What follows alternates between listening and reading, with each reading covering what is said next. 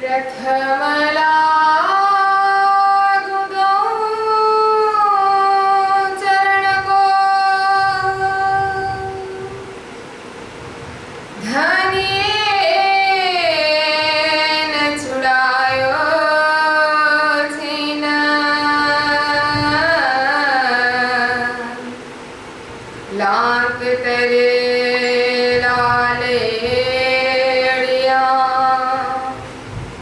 मेरे जीवन के ही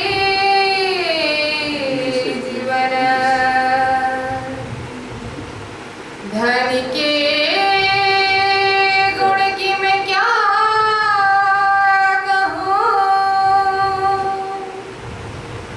इन अवगुण पर गुण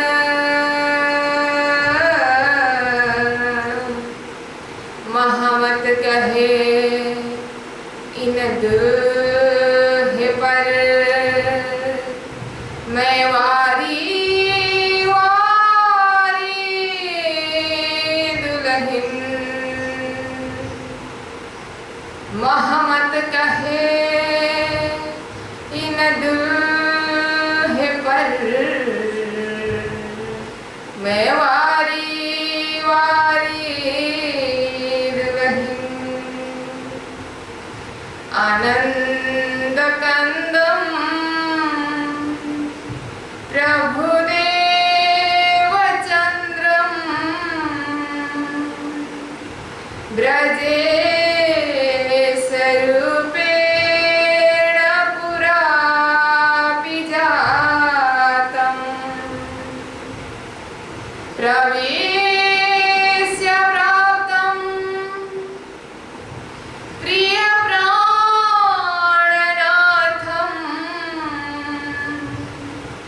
परे सपूर्णं सततं नमामि। ब्रह्मा प्रिया जागरणाय जातः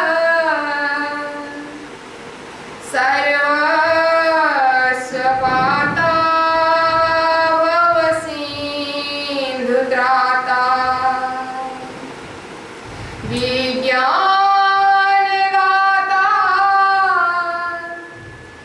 निज धर्म धाता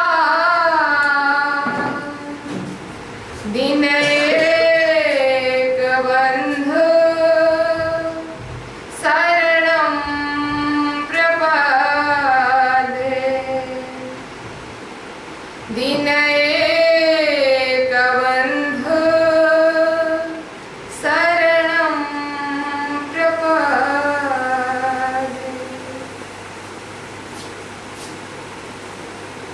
श्री महामती कहे साथ जी भया चर्चा का बखत, अब तुम सुनियो चित्त दे लाला गया बैठे न तखत। लाला गया बैठे न तखत।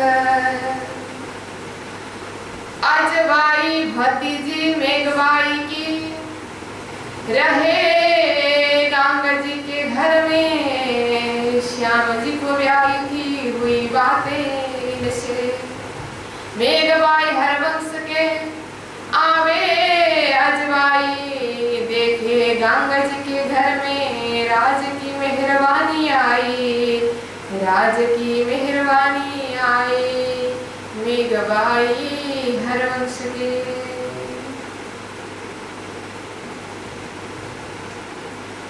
साक्षात परब्रह्म परमात्मा सच्चिदानंद चिद घन स्वरूप मेरे धाम के धने राश्यामा जी श्रीमद वित्तक साहेब परम पूजनीय परमादरणीय श्रद्धेय गुरुजी श्री साधनालय के सभी सदस्यगण, साधनालय परिवार, साथ ही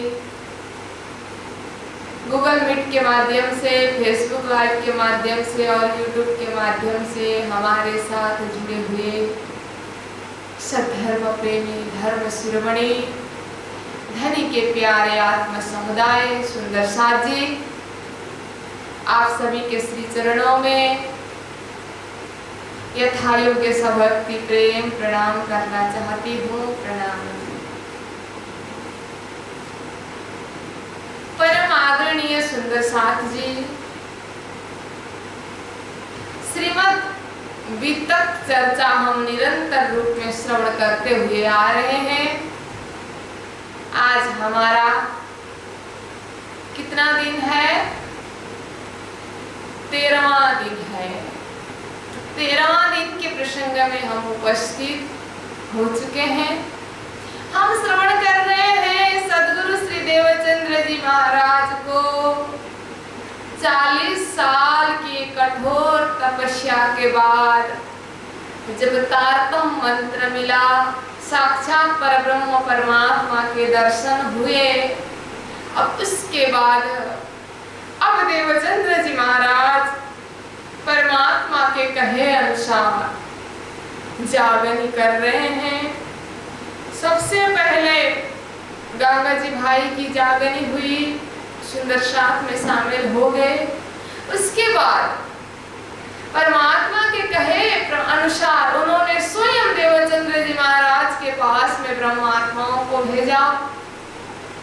देवचंद्र जी महाराज चर्चा कर रहे हैं। गंगा जी भाई के घर में एक नया मंडान शुरू हो गया है चर्चा का। इस प्रकार का मंडान आज तक नहीं था।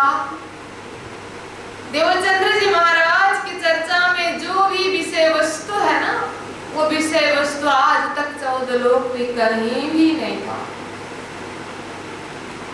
ब्रजराज की बात तो है, ब्रजराज की बात तो हम श्रवण करते हैं, लेकिन देवचंद्र जी महाराज जब ब्रजराज की बात करते हैं ना, तो वो बात करते समय सो अनुभव से बात करते हैं। जो ब्रज में उन्होंने लीला की थी, जो रास में उन्होंने लीला की थी, वो स्वयं अनुभवों के द्वारा वर्णन करते हैं। इसीलिए अंतर है। और इतना ही नहीं, जैसा जैसा वर्णन करते हैं वैसा वैसा दर्शन भी हुआ करता है। और परम धाम की ऐसी लीला वर्णन करते हैं, सुनने वाले मंत्रमुग्ध हो जाते हैं। देवचंद्र जी महाराज ने अपने समय में 313 ब्रह्मात्माओं की जागरण की। तारतम ज्ञान आया देवचंद्र जी महाराज के जमाने में। सबसे पहले तो तारतम आया है ब्रह्म सृष्टियों के लिए। हम आए इतने काम ब्रह्म सृष्टि लेने घर धाम, लेकिन ये तारतम ज्ञान केवल ब्रह्म सृष्टियों के लिए ही नहीं, ये ईश्वरी सृष्टियों के लिए भी है। और सारा जीव को अखंड प्रदान करने, अखंडता प्रदान करने के लिए, अखंड विस्ता में पहुंचाने के लिए तारतम ज्ञान आया है। सारे ब्रह्मांड को, क्षर ब्रह्मांड को, क्षर पुरुष सहित क्षर ब्रह्मांड को ही अखंड करने की ताकत लेकर के तारतम ज्ञान आया है। लेकिन अभी शुभारंभ है। अभी अभी जिस तरह से सूर्य उदय होता है, तो ये उगता हुआ सूरज है। उगता हुआ सूरज का प्रकाश इतना तेज नहीं होता है जितना दोपहर का सूरज का होता है। इसीलिए यह अभी अभी प्रारंभ है। तो अभी सबसे पहले ब्रह्म सृष्टियों की जागरणी हो रही है प्रेम के द्वारा। सद्गुरु के जमाने में जितने भी जागरणी हुई, ब्रह्मात्माओं की जागरणी हुई, अपने जमात से बाहर तारतम ज्ञान नहीं गया है। अब प्राणनाथ जी के समय में तारतम ज्ञान बाहर जाता है, घर के बाहर, अपनों के बाहर सभी को तारतम ज्ञान पहुंच जाता है। लेकिन अभी की जो जागरणी है, ब्रह्म सृष्टियों की जागरणी है, चल रही है धूमधाम के साथ में। गंगा जी भाई दिल खोल करके सेवा कर रहे हैं। वो भी धाम के ही आत्मा है और और बैठे हैं सदगुरु उनके ही घर में। उस घर का परिवेश कल भी मैंने आप लोगों को बताया था, कितने सदगुरु के भक्त है, कितने गंगा जी भाई के कारण कर रहे हैं, ऐसा ही चल रहा है। तो इसी बीच में 9 साल तक देवचंद्र जी महाराज गंगा जी भाई के घर में रहते हैं शहर में। अब वो जामनगर शहर में सभी लोगों तक ये बात पहुंच जाती है कि ये खबर होता है गंगा जी भाई के घर में एक सदगुरु है, गुरुदेव है, और वो जैसा वर्णन करते हैं वैसा ही वहाँ दर्शन होता है, देखने को मिलता है। श्री कृष्ण के दर्शन होते हैं और ब्रज की लीला, रास की लीला, सारी झांकियां दर्शन होता है। ऐसा हल्ला हो जाता है तो अब धीरे धीरे लोग आने लगते हैं। तो इसी बीच में एक प्रसंग आया था, उसी जामनगर के राजा के एक मंत्री होते हैं, एक मंत्री के परिवार में ये बात पहुंच जाती है। कल प्रसंग वहां पहुंचा है। मंत्री है केशव ठाकुर। केशव ठाकुर के धर्मपत्नी है धनबाई। उनके 5 पुत्र हैं, हरवंश ठाकुर, श्यामलदास ठाकुर, गोवर्धन ठाकुर, मेहराज ठाकुर और उद्धव ठाकुर। ये परिवार रहता है। तो इन्हीं परिवार में जब मेहराज ठाकुर बता रहे हैं ना, वही मेहराज ठाकुर के रूप में महामती प्राणनाथ जी का आगमन होता है। तो थोड़ा वो प्रसंग हम यहाँ ला रहे हैं। विक्रम संवत 1675 में प्राणनाथ जी का प्रकट होता है। प्राणनाथ जी अर्थात हरवंश ठाकुर के भाई है ये, हरवंश ठाकुर के 3 नंबर के भाई।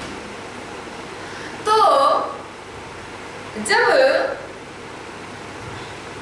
केशव ठाकुर और धनबाई के 3 पुत्र हो चुके हैं, तो चौथे पुत्र के समय में, इस समय में धनबाई माता थोड़ा ज्यादा भजन भक्ति में लगती है, क्योंकि महापुरुष जब आते हैं ना, एक संस्कारी परिवार में ही ज्यादातर आया करते हैं, क्योंकि माता पिता के भी पिछले जन्म के पुण्य के प्रताप से ही महापुरुष उनके घर में प्रकट हो जाते हैं। इसीलिए धनबाई माता बहुत भक्तिमयी माता है। तो इस समय में अब वो भागवत कथा सुनना, श्री कृष्ण की लीला पढ़ना, श्रवण करना, ये सब उनका चलता है। और इस समय ऐसा लग रहा है कि मेरे गर्भ में श्री कृष्ण ही है, वही प्रकट होने वाले हैं, ऐसा आभास होता है। और घर में कितने बार सपना आते हैं, श्री कृष्ण बाल लीला करते हैं, ऐसा हो रहा था। तो अब उसी समय में विक्रम संवत 1775 लालदास महाराज जी कहते हैं संवत 1675, विक्रम संवत 1675, संवत 1675 आसो बदी 14 नाम, प्रथम जाम और 12 रवि प्रगटे धनी श्री धाम, बोलो श्री प्राणनाथ प्यारे की जय। विक्रम संवत 1675 असोज कृष्ण पक्ष चतुर्दशी तिथि रविवार के दिन इस घर में एक सुंदर बालक प्रकट हो जाते हैं। लेकिन उस बालक के अंदर बहुत सारे दैवत आते हैं। यहाँ लालदास महाराज कहते हैं प्रगटे धनी श्री धाम, सीधा बता दिया, धाम से धनी प्रकट हो गए हैं। हमने सदगुरु महाराज के प्रकट में श्रवण किया था, सदगुरु के अंदर भी बहुत सारे दैवत आए थे, पहले से ही बहुत सारी भविष्यवाणी हुई थी। उसी प्रकार प्राणनाथ जी के आगमन के लिए भी शास्त्रों ने पहले से ही बहुत सारी भविष्यवाणी थी।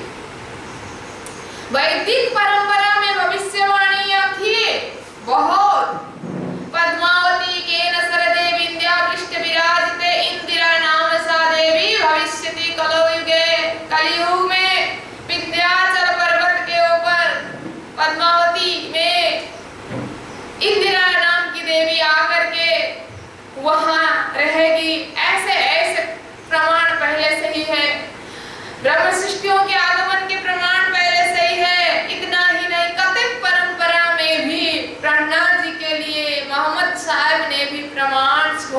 है। मेरे जाने के 1000 साल बाद रूह अल्लाह आएगी, वही जाकर के इमाम मेहदी कहलाएगी। ऐसे ऐसे भविष्यवाणियां है। जब इमाम मेहदी जाहिर होंगे, 7 निशान धरती में दिखेंगे। ये सारे प्रमाण पहले से ही है। तो इन भविष्य वक्ताओं के प्रमाण को सत्य साबित करने के लिए अब विक्रम संवत 1675 में महामती प्राणनाथ जी का प्रकट होता है।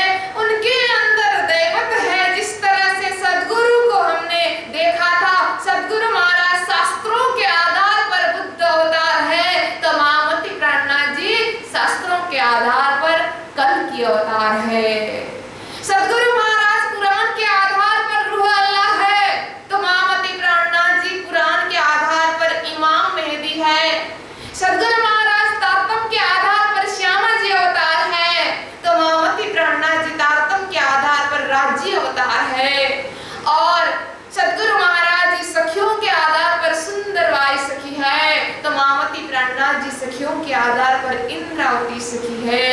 और जीव के आधार पर दोनों उत्तम जीव है।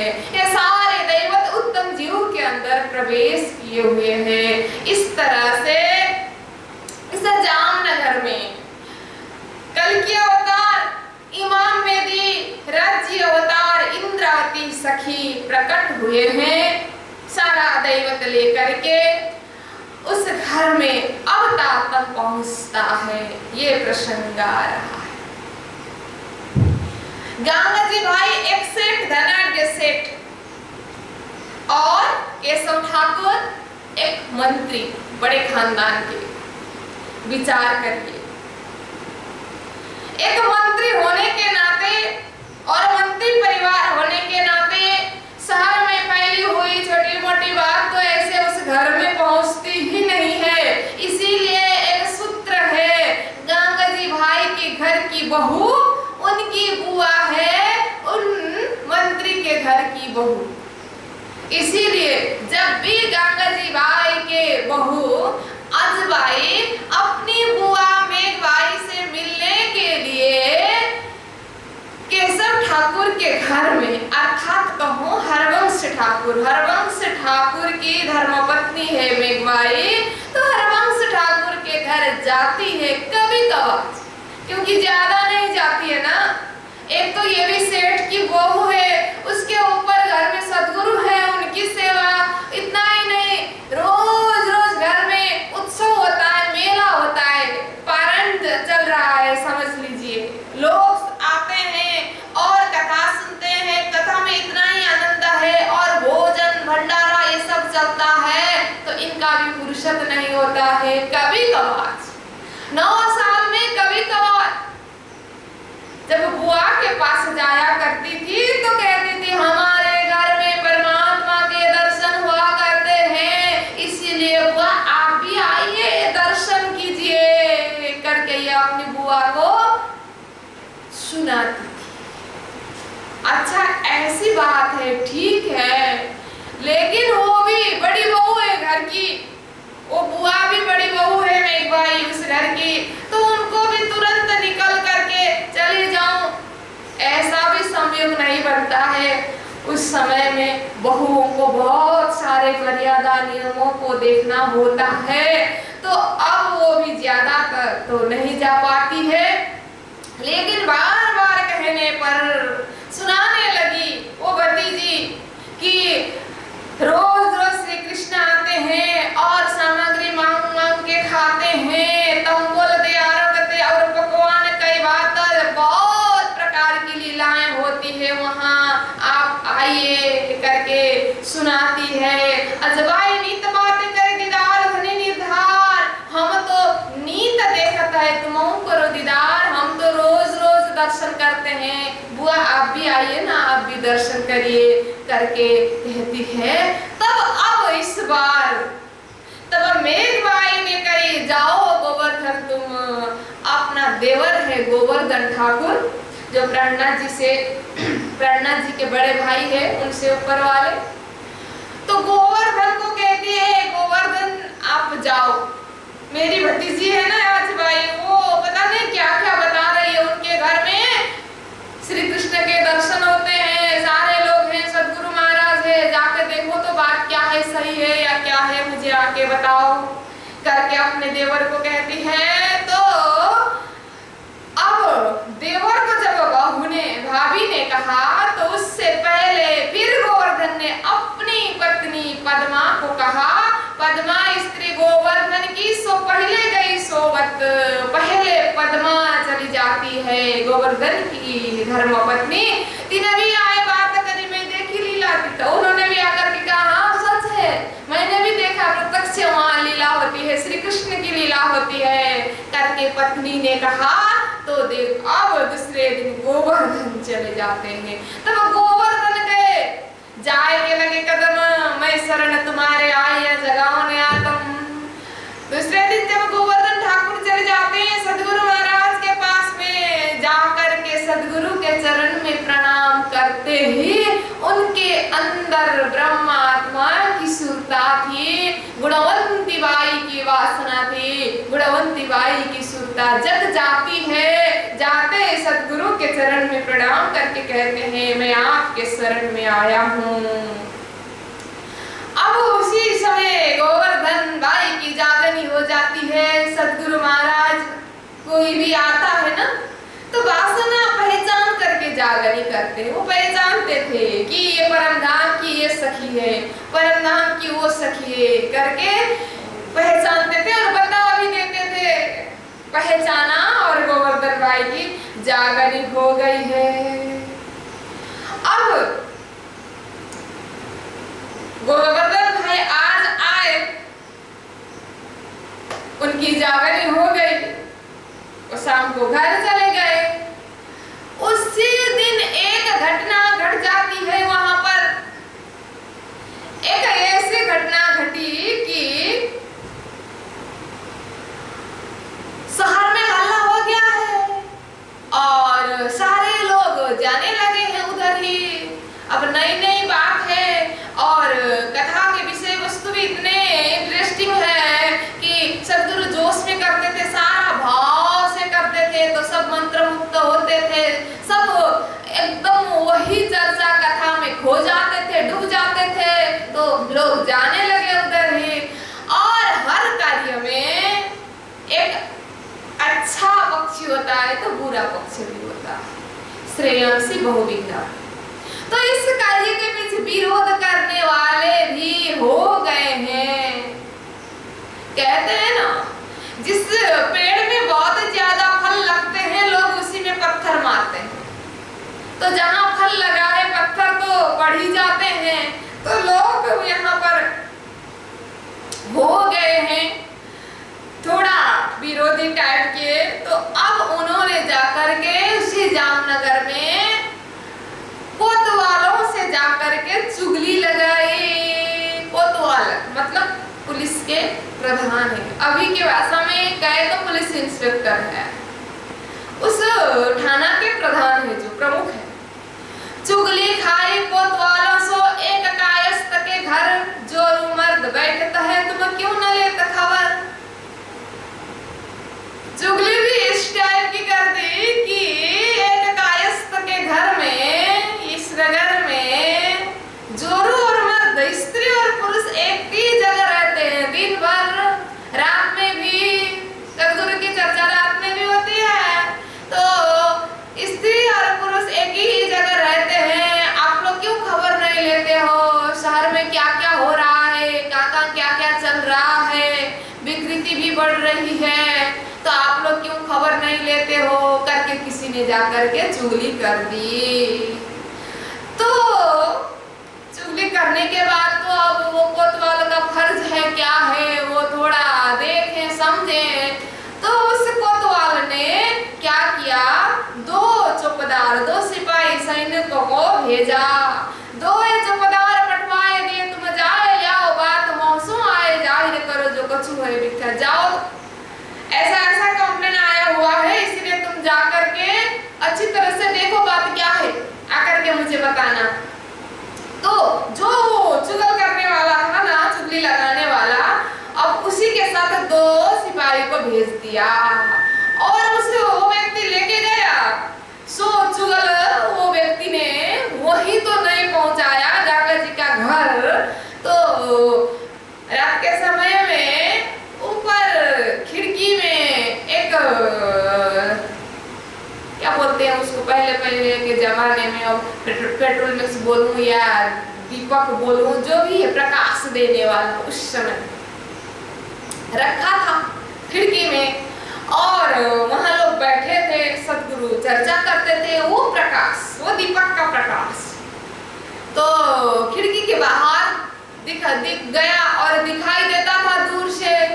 तो वो चुगलखोर जो है उसने दूर से दिखाया, वो दीपक जल रहा है ना, जहां जहां उजाला दिख रहा है ना, हाँ वहीं बैठे हैं आप लोग, वहीं जा करके देखो करके दिखा दिया। और वो तो लौट गया, वो तो गया नहीं। सो चुगल दिखाए पीछे फिरा, ए चले जाए सामने दीपक। अब ये दोनों वो दीपक को देख करके जा रहे हैं, वो दीपक को देख करके, रात के समय है, दीपक देखते देखते गए गए गए गए, ऐसे भ्रमित हो रहे हैं कि छेहना आवे दिन का जहां लगे मनुष्य का, वो दीपक तो मिलता ही नहीं, छेहना आवे वो किनारा ही नहीं मिला। जा ही रहे, दीपक देख ही रहा है, जा ही रहे, यही पास में दीपक लग रहा है, दीपक तो मिलता ही नहीं है। जा रहे हैं, जाते जाते जाते ऐसे भ्रमित हो रहे हैं, दोनों अलग अलग हो चुके हैं, दोनों को कोई खबर नहीं है हम कहाँ जा रहे हैं। दीपक जितना जाते हैं, दीपक उतना दूर जाता है, उतना दूर जाता है, भ्रमित हो रहे हैं। तो एक फिरा कुएं पर 4 प्रहर राख, ऐसे दीपक के पीछे पीछे दीपक देखते देखते जा रहे थे। तो एक तो रात भर एक कुआ के इर्द गिर्द घूमता रहा, पूरा 4 प्रहर राख घूमा, और दूजा 12 कोस का पंथ किए जाता, दूसरा तो रात भर में 12 कोस यात्रा किया उसने पैदल, और पहुंच गया दूसरे जगह में, जाए निकसा धरोल में पहुंचा। और वहां जाकर के सुबह होता है तो देखता है अपना ही गांव जैसा, मतलब अपना गांव जैसा तो नहीं है, मैं कहाँ पहुंचा। तो पानी भरने के लिए पनिहारी आ रहे थे, जाकर के उनको पूछा ये कौन सा गांव है करके कहा, तो वो तो हंसने लगी, और क्या पागलों की तरह बात कर रहे हो, ये तो शहर मोहवड़ जी का अपना ही जैसा लगा, ये तो धरोल है करके वो बता दी। आश्चर्य हुआ, गुस्सा हो गया, वहां से लौट आया, और बेचारे घर के लोग ड्यूटी में गए हुए पति लौटते नहीं है, दोनों पूछने लगे एक दूसरे के घर में, हमारा भी आया नहीं, तुम्हारा भी आया नहीं। ये लोग लौट के आए सुबह, और इनको इतना गुस्सा आया वो चुगली करने वाले के ऊपर, इसने ऐसा जगह बताया कि ये तो हमें मार ही देता, मार ही डालता, पता नहीं कैसे जगह बताया। रात भर वो दीपक तो मिला ही नहीं है, यहाँ तो कोई दैविक शक्ति ही है, ऐसा उन लोगों को लगा। आए कोतवाल के यहाँ बात करी बनाए, जो चुगल हमको मिले तो मारे गर्दन खाए, अगर वो चुगली करने वाला मिलता ना उसको हम ऐसे मारते, ऐसा जगह बताया, बाप रे कभी मिला ही नहीं करके बताया। तो अब यहाँ लालदास महाराज जी कहते इन भांत कई माजे ऐसे बहुत सारे चमत्कार हुए हैं, क्योंकि वो परमात्मा के द्वारा की हुई लीला थी। जिसके साथ में स्वयं परमात्मा है ना, उसको दुनिया वाले क्या बिगाड़ते हैं, कोई डर नहीं है उसको। जो परमात्मा के बन चुका है उसको संसार में किसी से भय नहीं है, कोई उसका कुछ बिगाड़ नहीं सकता है। सदगुरु महाराज जो कार्य कर रहे हैं परमात्मा उनके द्वारा कर रहे हैं, उनके हृदय में परमात्मा बैठे हैं, विराजमान है, तो ये सारा कार्य परमात्मा का है। तो परमात्मा के कार्य के पीछे अगर कोई भी दुश्मन लग जाए तो उनका क्या होगा, कुछ बिगड़ेगा नहीं। इसीलिए अगर हम परमात्मा के बन जाते और परमात्मा के ऊपर पूर्ण विश्वास हो जाता और सब कुछ उनको सौंप देते ना, तो हमारा कुछ बिगड़ता है। कभी संसार में हार नहीं होता है, हम हमेशा जीतते हैं, लेकिन परमात्मा को साथ में लेकर के चलना होता है। जब सूरज सामने है तो सूरज की तरफ मुंह करके चलेंगे ना तो छाया पीठ पीछे जाएगी, लेकिन सूरज को पीठ दिखा के चलेंगे तो छाया सामने में आ जाती है। परमात्मा सूरज स्वरूप है, परमात्मा की तरफ मुंह करके चलेंगे, परमात्मा को हर कदम कदम अपने सामने में परमात्मा रख करके चलेंगे तो ये माया रूपी छाया अपने आप पीछे जाएगी। माया कुछ भी नहीं बिगाड़ सकती है। इसीलिए परमात्मा को बने, परमात्मा को अपने साथ में रखें। जब परमात्मा साथ में है तो संसार में कभी हमारा हार नहीं होता है। एक समय में, महाभारत के समय में, जब महाभारत का युद्ध होने वाला है तो उस समय में श्री कृष्ण के पास सहयोग मांगने के लिए अर्जुन भी जाते हैं और दुर्योधन दोनों गए थे। और दोनों को कहा, श्री कृष्ण ने क्या चाहिए तुम लोगों को, युद्ध के लिए हमें आपका सहयोग चाहिए। तो श्री कृष्ण ने कहा, एक तरफ मेरी सारी नारायणी सेना और दूसरे तरफ मैं अकेला, वो भी निहत्था था, कोई हथियार नहीं उठाऊंगा। एक तरफ मैं और दूसरी तरफ मेरी सारी सेना। किसको क्या चाहिए? तो दुर्योधन ने सारी नारायणी सेना हाथ हथियार सहित मांगा और अर्जुन ने केवल श्री कृष्ण को मांगा। तो स्वीकृति दे दी, श्री कृष्ण ने दे दिया। जब दुर्योधन खुश होकर के गया लौटा तो अब श्री कृष्ण अर्जुन को चिढ़ाते हैं। अर्जुन, सब कुछ तो दुर्योधन ले गया, अब तेरे पास तो कुछ बचा नहीं, मैं अकेला, वो भी मैं तो शस्त्र नहीं उठाऊंगा, वचनबद्ध हूँ, तो तेरी तो हार निश्चित है। अब करके अब चिढ़ाते हैं श्री कृष्ण। देखिए क्या कहते हैं, हार निश्चित है तेरी, तू हरदम रहेगा उदास। हार निश्चित है तेरी, तू हरदम रहेगा उदास। माखन दुर्योधन ले गया, केवल छाछ बची तेरे पास। माखन दुर्योधन ले गया, केवल छाछ बची तेरे पास। मतलब सारा शक्ति, सारा तत्व सब ले गया दुर्योधन, सारी सेना अस्त्र शस्त्र ले गया, तेरे पास तो केवल मैं हूँ, केवल छाछ बची तेरे पास। श्री कृष्ण ने कहा अर्जुन को, सुनिए फिर, हार निश्चित है तेरी, तू हरदम रहेगा उदास। माखन दुर्योधन ले गया, केवल छाछ बची तेरे पास। अब अर्जुन कहता है, अर्जुन को श्री कृष्ण के प्रति पूर्ण विश्वास है, भरोसा है, और अर्जुन कहता है, जीत निश्चित है मेरी, ये दास हो नहीं सकता उदास। जीत निश्चित है मेरी, ये दास हो नहीं सकता उदास। माखन लेकर मैं क्या करूं जब माखन चोर है मेरे पास। माखन लेकर मैं क्या करूं जब माखन चोर है मेरे पास। जब स्वयं माखन चोर परमात्मा ही मेरे पास है तो मैं माखन लेकर के क्या करूं। जब आप स्वयं ही मेरे पास है तो आपकी सेना, आपके शस्त्र की मुझे क्या जरूरत है। ये अर्जुन का विश्वास है श्री कृष्ण के प्रति। लास्ट में जाकर के श्री कृष्ण के कारण ही तो अर्जुन का जीत हुआ है ना। तो परमात्मा के बन जाते हैं ना, जब परमात्मा ही अपने होते हैं ना तो संसार में कभी हार नहीं होता। तो यहाँ पर भी ये कार्य परमात्मा का था, इसीलिए हार नहीं हुआ, चमत्कार हुआ, उन लोगों को भ्रमित कर दिया। जो चुगली हुई थी वो कोई प्रूफ नहीं हो पाया और उन लोगों को लगा ये जो गंगा जी बाई के घर में जो बैठे हैं ये महापुरुष है। और वो कोतवाल जो है पुलिस का प्रधान, उनके साथ गंगा जी बाई का अच्छा था, संबंध था, क्योंकि गंगा जी बाई बहुत बड़े सेठ है तो शहर में उनका नाम है। तो आज के दिन याद करना, आज के दिन जब गोवर्धन ठाकुर आकर के दर्शन करके गए, रात वाली ये घटना है। सुबह जब ऐसे गंगा जी बाई निकले थे तो वो पुलिस वाला जो प्रधान था कोतवाल, उसने बुलाया और कहा आपके घर में ऐसा हुआ करके कंप्लेन आया था तो मैंने रात को ऐसा 2 सिपाही को भेजा था, ऐसी ऐसी घटना हुई आपके घर में, तो परमात्मा का ही हाथ है, ये तो दैविक लीला है, चमत्कार ये हुआ करके सुनाया।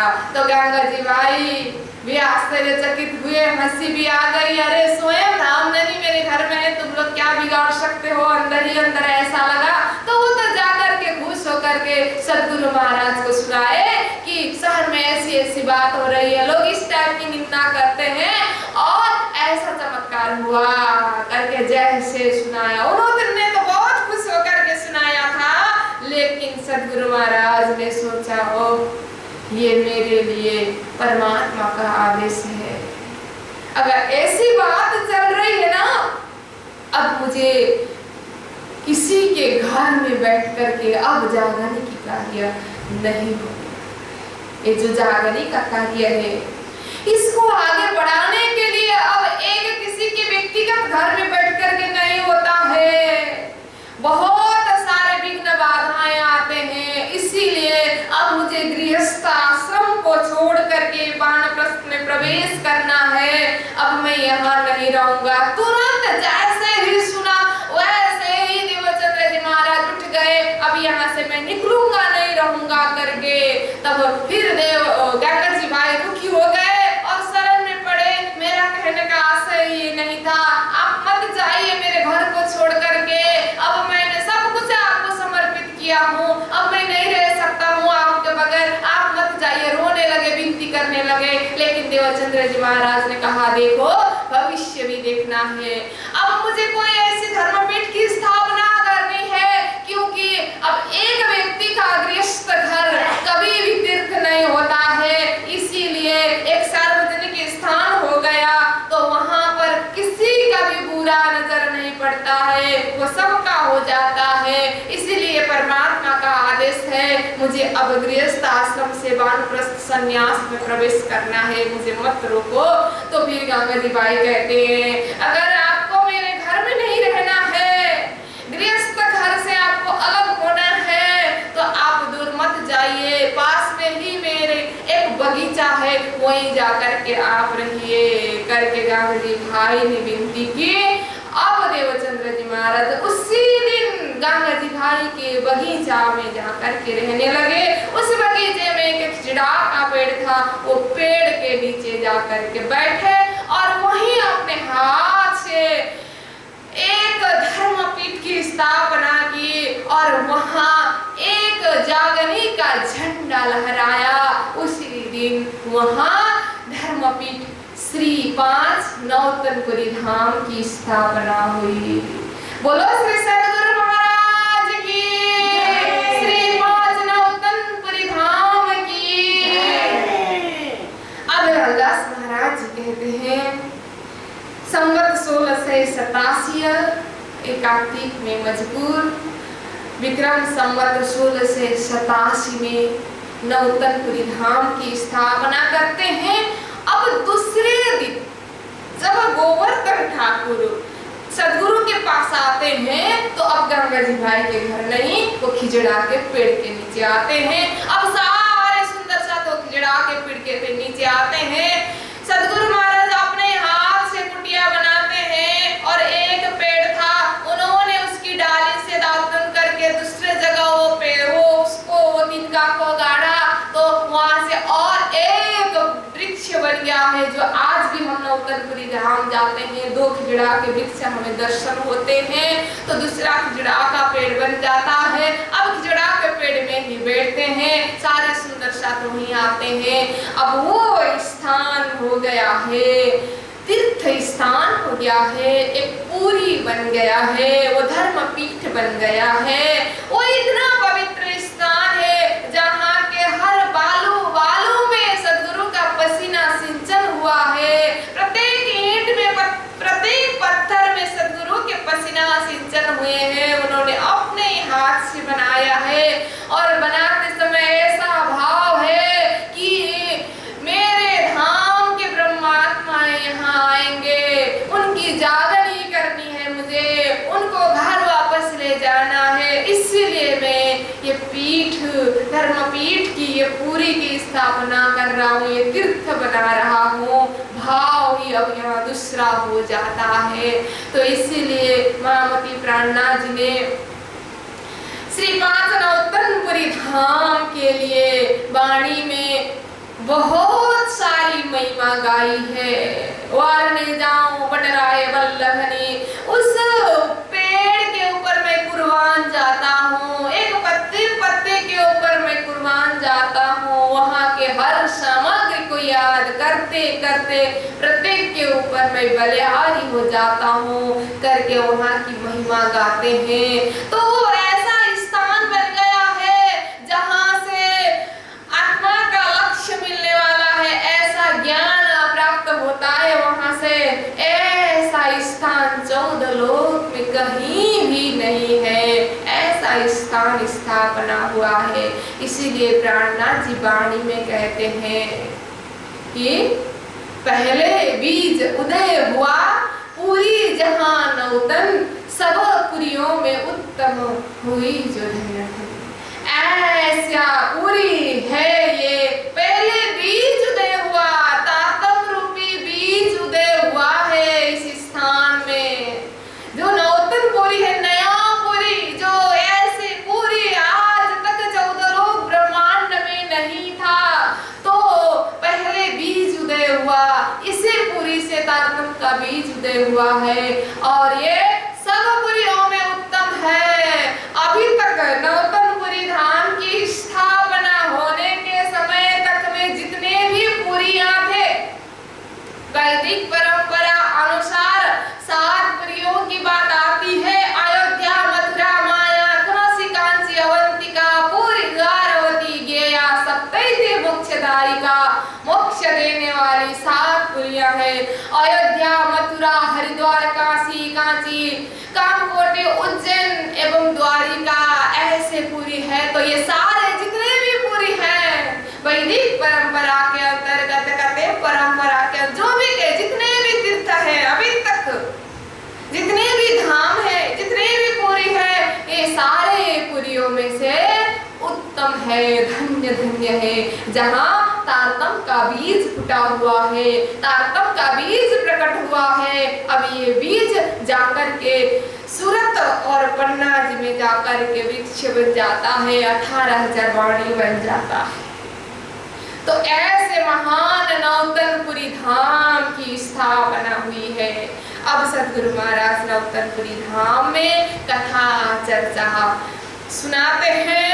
अब वहीं पर वहां भी बहुत सारे ऐसे चमत्कार पूर्ण लीलाएं होती हैं। परम धाम का वर्णन करते करते जमुना जी इस तरह से प्रकट होती है करके ऐसे अपने हाथ से एक रेखा खींच के दिखाते हैं, तो वहाँ साक्षात परम धाम की जमुना प्रकट हो जाती है, लोगों को दर्शन होता है और वो जमुना का पवित्र जल ग्रहण करने को मिलता है। वो आज तक भी मिलता है। सुंदर सार जी, जब हम नौतनपुरी धाम जाते हैं, जमुना जल आज भी हमें मिल जाता है।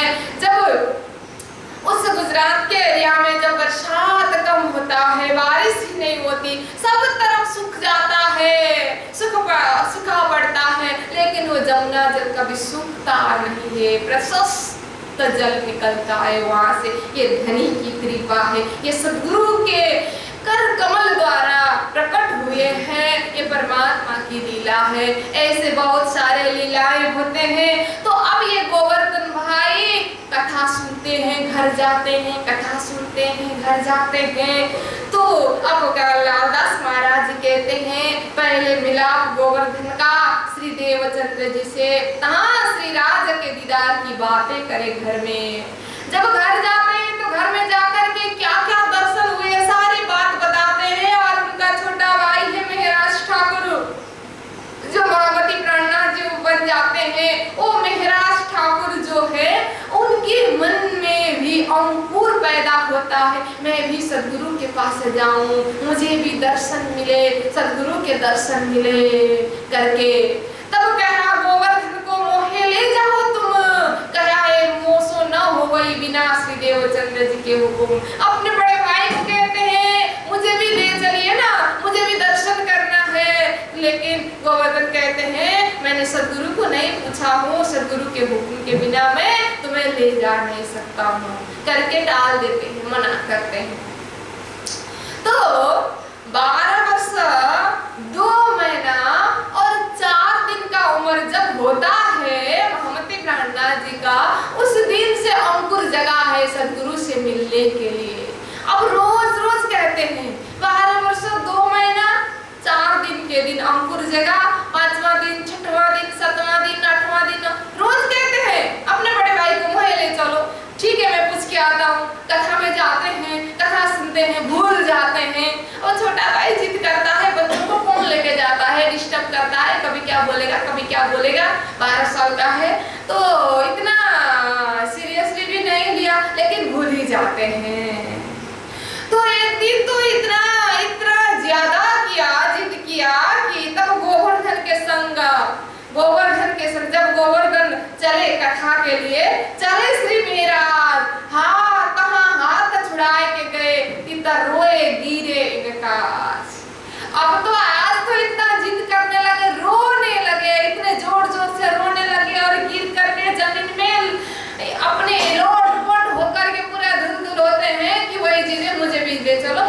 जाना है। आप रोज रोज पूछ के आऊंगा बोलते हो, रोज रोज भूल जाते हो। आज तो मुझे जाना है, ये बहुत जिद करने लगे। आज तो अति ही हुआ, जाकर के पूछूंगा। और गोवर्धन चले गए और जाकर के सदगुरु से भी पूछते हैं। अर्ज करे गोवर्धन ने श्री देवचंद्र जी से आए, आज रोए के पीछे लगे, तब भाग के आया धाये। मेरा एक छोटा भाई है 12 साल का, रोज रोज कहता है मुझे भी जाना है सदगुरु के पास। मैं मना करता रहूं क्योंकि आपकी आज्ञा नहीं हुई थी। आज तो हद ही कर दिया कि आज तो हाथ छुड़ा के आया हूँ, रो ही रहा है, इतना रो रहा है करके कहा। तब आज्ञा दई श्री देवचंद्र जी ने लाए, बुलाओ श्री महाराज, बाल वस्तु आवत सो होवे पूर्ण काल। अरे गोवर्धन क्यों छोड़ के आए हो, जाओ लेके आओ। उम्र का कोई पाबंदी नहीं है इसमें। परमात्मा की भक्ति अगर जगनी हो तो बाल उम्र में ही हो जाता है। ध्रुव को चरण भगवान के भय 5 वर्ष प्राप्त, 12 साल तो बहुत उम्र है। ध्रुव को तो 5 साल में भगवान की प्राप्ति हुई थी। प्रहलाद को भी 55 में हुआ है। उम्र कोई बाधा नहीं करता है। इसीलिए जाओ लेके आओ, सदगुरु की आज्ञा मिली। तब गए गोवर्धन और मेराज ठाकुर को, अपने भाई को साथ में लेकर के आए। तब गोवर्धन श्री महाराज को लेके चले साथ। तब आए चरणों लगे, सिर पर धरे हाथ। 12 वर्ष महीना दोए ता ऊपर भय 10 दिन। तब श्री देवचंद्र जी सो मिले, उन पहचाने मोमिन। मिलाप श्री देवचंद्र जी का, सोवत श्री जी साहिब। संवत 1687 सो 17 सोमवार तरलोभ। बोलो श्री प्राणनाथ प्यारे की। विक्रम संवत 1687 मंगशीर शुक्ल नवमी तिथि के दिन मामती प्राणनाथ जी का उम्र होता है 12 वर्ष 2 महीना और 10 दिन। इतने उम्र के समय में, इस दिन में गोवर्धन अपने भाई को लेके आते हैं महाराज ठाकुर मामती प्राणनाथ जी। संवत 1687 माघसर सुदी नवम, मिलाप श्री देवचंद्र जी सो हुए दाखिल कोम। बोलो श्री प्राणनाथ प्यारे के, सदगुरु महाराज के। जब आते हैं, आकर के सदगुरु के चरण में प्रणाम करते हैं, उस दिन 2 स्वरूपों का मिलाप हो जाता है। ये मिलाप एक गुरु और शिष्य का ही मिलाप नहीं है सुंदर साथ जी, ये मिलाप तो बहुत बड़ा मिलाप है। ये मिलाप है बुद्ध और कल के अवतार का मिलाप। ये मिलाप है रुआ और इमाम मेहदी का मिलाप। ये मिलाप है श्यामा जी और राजी का मिलाप। और ये मिलाप है सुंदरबाई और इंद्रावती का मिलाप। अभी तक जितने भी भविष्य वक्ताओं ने भविष्यवाणी की थी, सबके भविष्यवाणी सार्थक हो गई है, सबके भविष्यवाणी सच हो गए हैं। ऐसे 2 स्वरूपों का मिलाप हो जाता है। ये कोई छोटा मोटा तो व्यक्ति सामान्य लोगों का मिलाप नहीं है। इस मिलाप के लिए तो सारे ब्रह्मांड प्रतीक्षारत थे। सारे लोग इस मिलाप के लिए ये सुबह घड़ी की राह देख रहे थे। ऐसा समय आया हुआ है। आए के चरणों लगे तबई दई निधि, तत्क्षण हृदय में आई बैठी जागृत बुद्धि। लालदास महाराज जी कहते हैं, आकर के जब चरण में प्रणाम किए, उसी समय में इंद्रावती आत्मा जग जाती है। दोनों हाथ रख कर के सदगुरु आशीर्वाद देते हैं।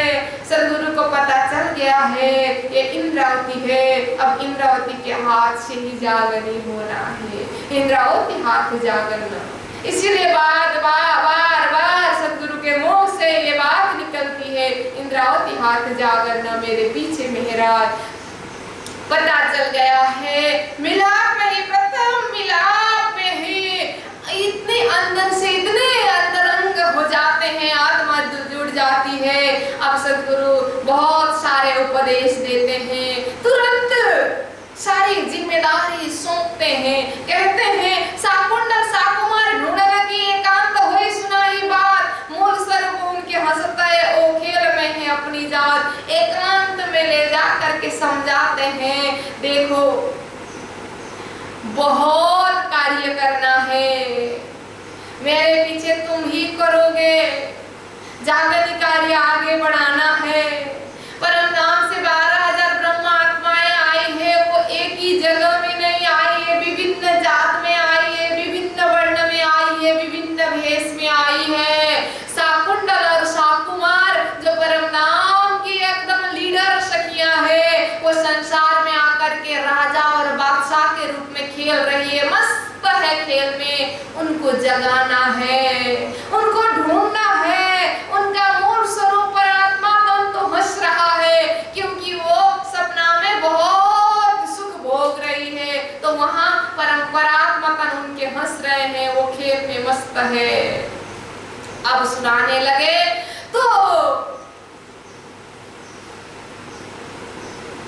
अब सद्गुरु महाराज और ज्ञान देने लगे, बताने लगे कि देखो मैंने 40 साल तक शास्त्रों का बहुत अध्ययन किया, लेकिन मैंने कतिपय परंपराओं को देख नहीं पाया। बहुत इच्छा थी। धरती में 2 धारा पहले से ही चल रहे हैं, एक कतिपय धारा, एक वैदिक धारा, हामी परंपरा और सामी परंपरा कहते हैं, और दोनों परमात्मा को भजते हैं। और परमात्मा के जगह से अगर परम ब्रह्म परमात्मा के जगह में खड़े होकर के देखेंगे तो दोनों उनकी सृष्टि है ना।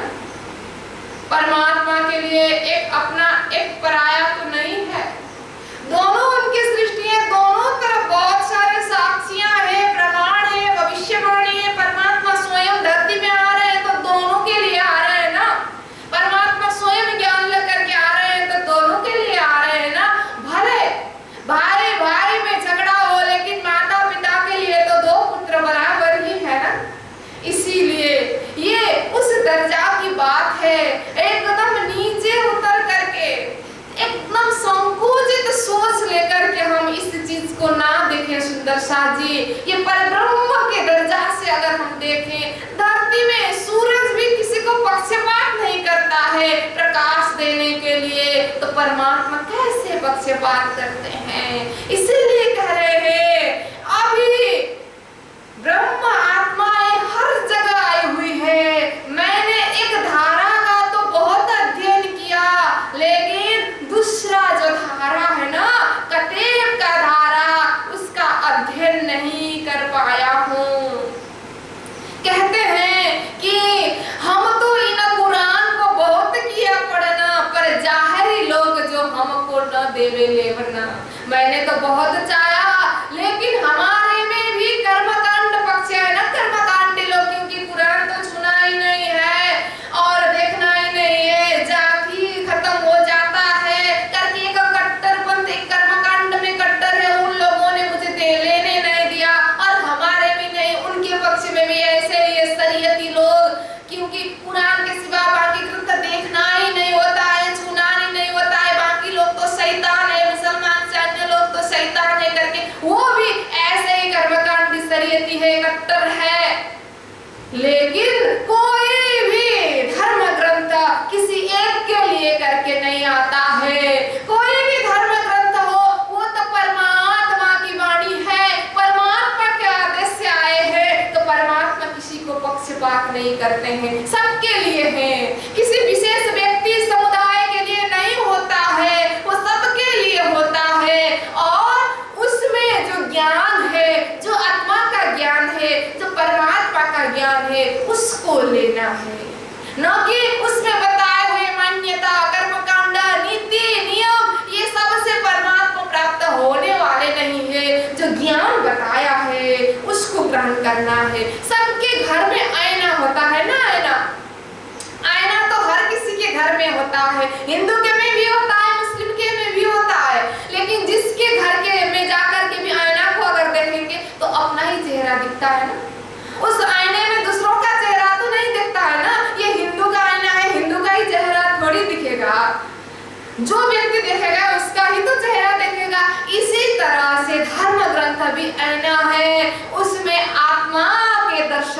है, वहाँ आत्मा दर्शन हो जाता है। जिस धर्म ग्रंथ में आत्मा का दर्शन नहीं होता है वो अध्ययन करके टाइम वेस्ट करना भी बेकार है। जिस धर्म ग्रंथ में आत्मा दर्शन होता है वो मान्य है, उसका अध्ययन करना होता है। इसीलिए सद्गुरु महाराज महामती प्राणनाथ जी को आदेश दे रहे हैं अध्ययन करना। मैंने नहीं कर पाया, 40 साल तक मैंने बहुत शास्त्रों को पढ़ा, टटोला, देखा, अध्ययन किया, लेकिन उस परंपरा को मैं नहीं देख पाया। तुम देखना, क्योंकि ब्रह्म आत्माएं उधर भी आई हुई है, साकुमार है, बादशाह के रूप में बता रहे हैं। तो महामती प्राणनाथ जी को आश्चर्य लगता है, इसलिए कहते हैं कि उस तरफ भी है ब्रह्म आत्माएं करके पूछते हैं। तो अब देवचंद्र जी महाराज कहते हैं, खोजी बाई यवन को कही रही बाई वासना जात। तब पूछी श्री जी साहब जी ने, क्या इनमें अपनी है बात? तब श्री देवचंद्र जी ने कहा, यहाँ में कोई कोई वासना जाना और इनके कुरान में है अपनी पहचाना।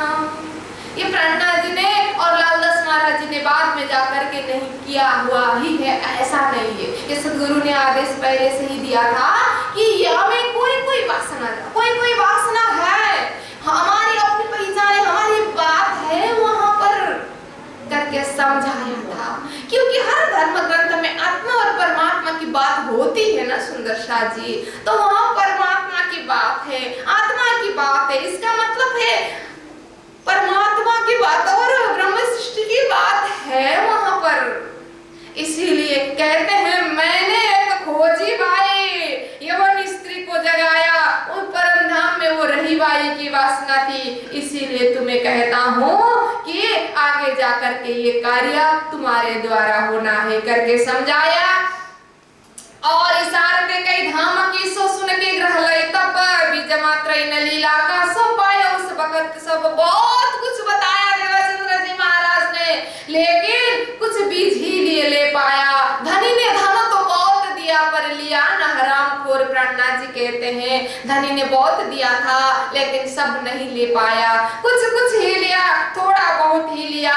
और अब प्राणनाथ जी की जागनी हुई और दो भाई अब साथ में घर आते हैं, जाते हैं, ऐसा क्रम चल रहा है। दो नाते की बात है, परम धाम में भाई भाई है, संसार में भाई भाई है, दोनों में बहुत ज्यादा प्रेम हो रहा है और सद्गुरु से ज्ञान लेते हैं। ऐसा सब चल रहा है, चलते चलते अब घर में मन नहीं लगता है, बस सद्गुरु के पास ही जाते हैं। तो एक घटना घट जाती है कि इनके बड़े भाई है श्यामल दास, उनको ये बात अच्छी नहीं लगती है। भाई कोई काम धाम तो करते नहीं, दोनों भाई इस गुरु के पीछे जा रहे हैं एकदम पागलों की तरह। सद्गुरु सद्गुरु कहते हैं, काम धंधा कुछ सीखते नहीं है, ऐसे जीवन चलेगा क्या? एक के कमाई पर कब तक घर चलेगा? तो ऐसे कहते हैं। एक दिन दो भाई कथा सुन के घर वापस जा रहे थे। बड़ा भाई उठ करके स्नान करने के लिए जा ही रहे थे, दोनों को देखा और बड़ा भाई को भी गुस्सा आया और उन्होंने घर में कह ही दिया, कहा तुम बिगड़े दो भाई, भय काम काज से अजान, तुम दोनों भाई बिगड़ गए हो, ना कुछ काम है ना कुछ धंधा है, ऐसे कैसे चलेगा? ऐसे ही तो उपदेश देते हैं ना बड़े लोग। डांट दिया भाइयों को, बेचारे भाई सुन तो रहे थे, पहले भी थोड़ा बहुत डांटते थे, आज भी डांट दिया। बड़े भाई की डांट है वो तो अब अपना समझ करके ही डांटते हैं। डांट कौन लगाता है? जो प्रेम करता है वही लगाता है। सुन ही रहे थे, सहन ही कर रहे थे, लेकिन आज तो हद ही कर दिया बड़े भाई ने। डांटते डांटते इतना कह दिया, गंगा जी भाई को भी डांटने लगा, सद्गुरु को भी डांटने लगा। सोवत गंगा जी से और गुरु सोवत, दोनों को निकाले शहर से, तब तुम सुधरो। ओहो, मंत्री है, मंत्री का आ गया एक अभिमान। कहते हैं तुम लोग बिगड़े हो, वो गंगा जी भाई और उसके घर में जो उसने रखा है ना जो गुरु, उनके कारण तुम बिगड़े हो। अब मैं दोनों को शहर से निकालूंगा, तब तुम लोग सुधरोगे करके दिखाया अपना रवा। अब आया दोनों को गुस्सा, तब गुस्से हुए, दौड़े मारने मिलके भाई दोए। अब मारे के करके डंडा लेकर के बड़े भाई को मारने के लिए दौड़े और बेचारे सोचा नहीं था भाई लोग ऐसा करेंगे। भाग के गए माता के पीछे पीछे जाकर के छुपने लगे। समस्या आती है तो माँ ही याद आती है। गए माता के पीछे छुपने, माँ के आंचल में। माता देखती है, अरे क्या कर रहे हो, क्या कर रहे हो, क्यों मारने कर रहे हो। बेचारी भाई भाई लड़ रहे हैं, माता क्या करेगी। माता ने छुपाया, जैसे तैसे बचाया, और पिताजी आए तो सारी बात हो गई है। भाई अपना लचक रखते हैं और ये दो भाई अपना लचक रखते हैं। तो पिता ने कहा एक काम करो, तुम लोगों को कथा सुनने ही मत जाओ, ऐसा तो नहीं कहा है ना, उन गुरु के पास न जाओ, ऐसा तो कहा तुम्हारे बड़े भाई ने। एक काम करो, तुम्हारा कथा सुनने का नियम है और बड़े भाई चाहता है उन गुरु के पास मत जाओ। तुम्हारे गुरु ने भी ना वो कांजी भट्ट के पास सुना है, उनके भी गुरु है वो, उनके पास से पहले भागवत सुनते थे, इसलिए तुम कांजी भट्ट के पास जाओ, वहां जाके कथा सुनो। पिता ने बीच से रास्ता निकाला। तो दोनों भाई ने कहा चलो ठीक है पिताजी, लेकिन एक शर्त पर, हम जाएंगे पहले कांजी भट्ट को 2-4 प्रश्न पूछेंगे, अगर वो सही उत्तर दे पाए तो हम वहां जाएंगे, ये बात स्वीकार है। पिताजी को भी हंसी आई, मेरे ये छोटे पुत्र क्या प्रश्न पूछेंगे, वो कांजी भट्ट तो बहुत बड़े विद्वान है करके दे ही देंगे उत्तर। चलो ठीक है। हाँ, अब पिताजी ही ले गए कांजी भट्ट के पास। तब लेके जाते हैं, तब पिता ले चले तीन पे वे बैठे जाए के ताही कहीं भट्टा लड़के का जो पूछा था दे जवाब चित्त दे आई। भट्ट जी मेरे लड़के आपके साथ कथा सुनने आ रहे हैं, ये कुछ पूछेंगे, इनको सही जवाब देना, जबकि इनको अच्छा लगे ऐसा जवाब देना।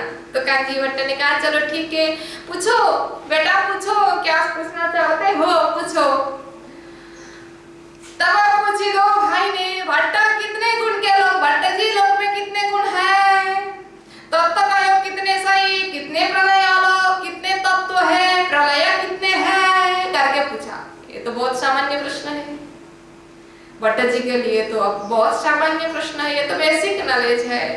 अब भट्ट ने भी कहा बेचारे बच्चे ऐसे ही तो प्रश्न पूछेंगे करके, भट्ट जी ने भी कहा आराम से कहा देखो बेटा कितने गुण है करके कहा था 3 गुण है, बोलते तो ठीक है ना। भट्ट जी भी कब कॉन्फिडेंस इतना ज्यादा बोलने लगे, देखो 3 गुण थे, 14 गुण नहीं, 5 थे छठो 9 तत्व, 14 थे लोक नहीं 15 मोह, और प्रलय 4 है 7 करके बताया।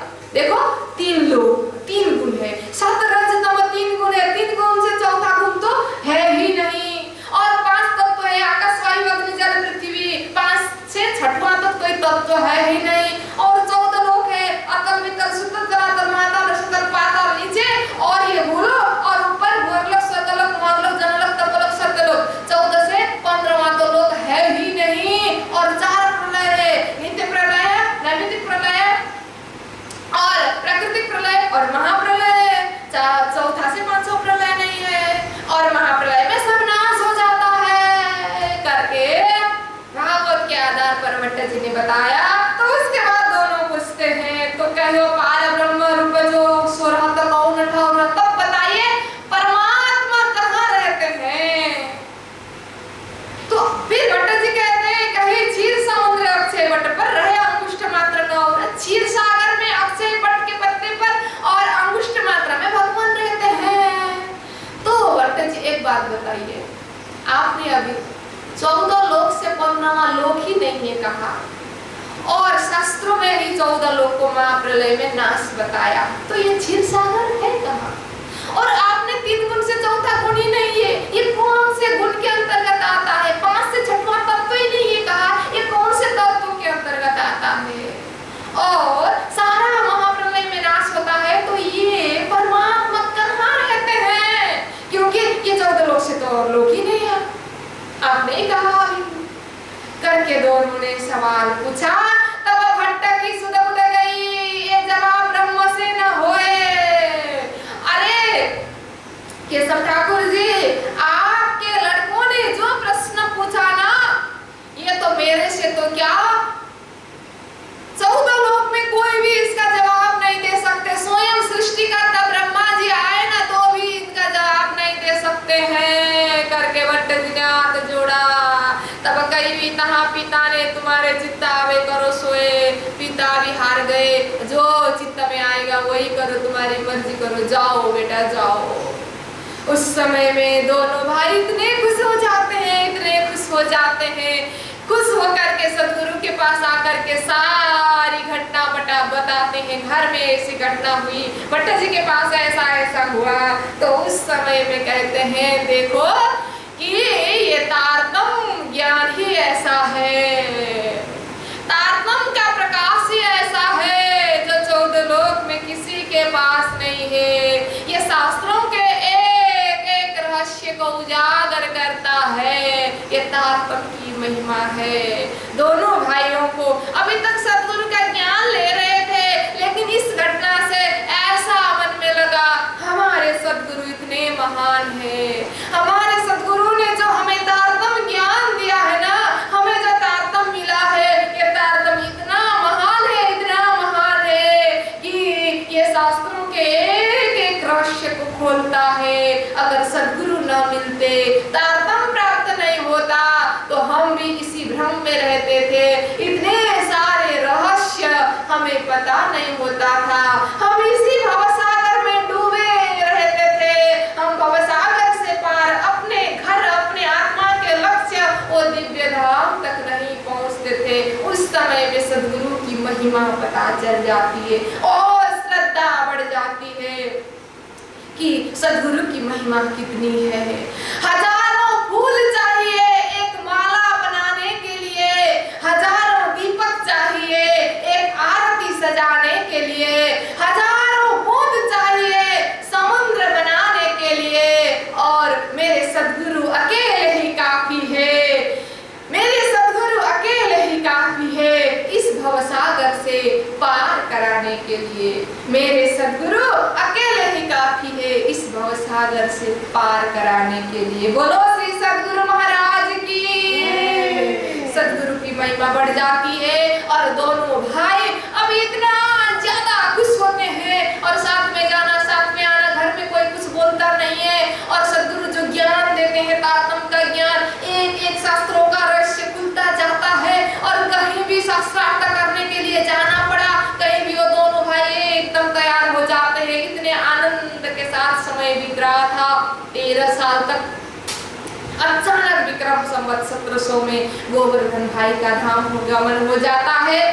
उससे बहुत बड़ा चोट लगता है ब्रह्मनाथ जी को। अब आगे जाकर के ब्रह्मनाथ जी कठोर साधना करते हैं, मन का साधना करते हैं। और कल के प्रसंग में हम श्रवण करेंगे जितने भी अवगुण है वो सबको हटाने के लिए और परम धाम के प्रत्यक्ष दर्शन के लिए ब्रह्मनाथ जी साधना करते हैं। कल का प्रसंग ये रहेगा, ये विषय वस्तु रहेगा। आज का हमारा समय पूरा हो चुका है, तो आइए सुंदर शाह जी चौपाई दोहराते प्रसंग को विराम दे। श्री महामती कहे साथ जी, महामती कहे साथ जी, जिन पर हुआ मेरा सो खासल खासो मत है,